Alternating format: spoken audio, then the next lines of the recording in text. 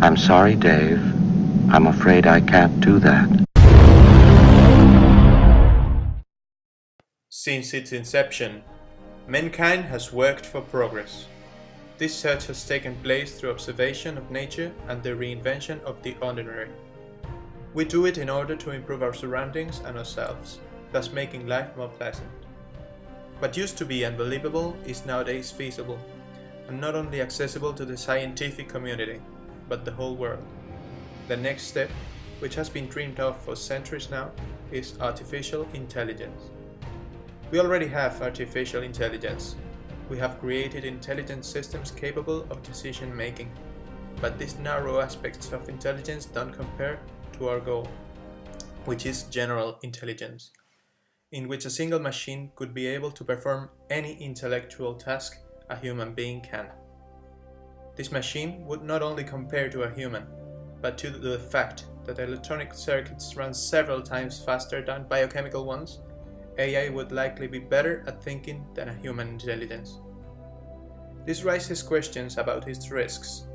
In the last few years, several high-profile voices, from Stephen Hawking to Elon Musk and Bill Gates, have warned that we should be more concerned about possible dangerous outcomes of super-smart AI. They have all contributed to a project named OpenAI, an organization dedicated to developing AI that will benefit humanity. Considering this, there are two possible scenarios for what a world with AI would be. There is a possibility of AI's goals clashing tightly with ours, as Sam Harris said in this amazing TED Talk. Just think about how we relate to ants. Okay, we don't hate them. We don't go out of our way to harm them. In fact, sometimes we take pains not to harm them. We step over them on the sidewalk. But whenever their presence seriously conflicts with one of our goals, let's say when constructing a building like this one, we annihilate them without a qualm. Okay, the concern is that we will one day build machines that, whether they're conscious or not, could treat us with similar disregard. Imagine what a machine connected to millions of computers could do in the name of self-preservation.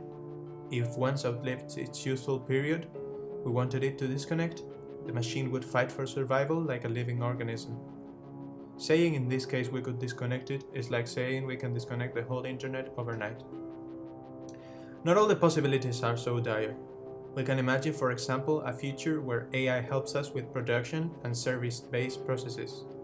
In a manufacturing business, AI machines can produce high volumes of product without having to stop for a break. AI can help us make our devices more intuitive with, for example, a voice-based operating system. The computer would model a way of thinking. Imperfections could exist, but there would be a benefit of machines taking decisions we struggle with. For example, AI are often programmed to follow statistical models. This means they would almost certainly take a correct path of action without letting feelings or interest get in the way. Also, AI could help us advance science. We could get a computer to research a field of science, and it would take days for what a human team would have taken months. AI seems like science fiction? Consider computer science is advancing with giant steps now that we have machine learning and neural networks. Machine learning is based in modeling a mind, which can create systems capable of learning from a set of inputs and from its own actions.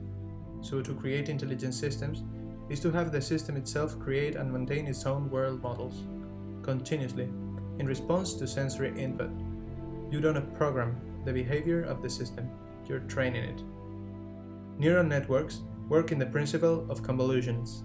They, based on statistics and weighted sums, can distinguish any input and learn from it in order to be more accurate.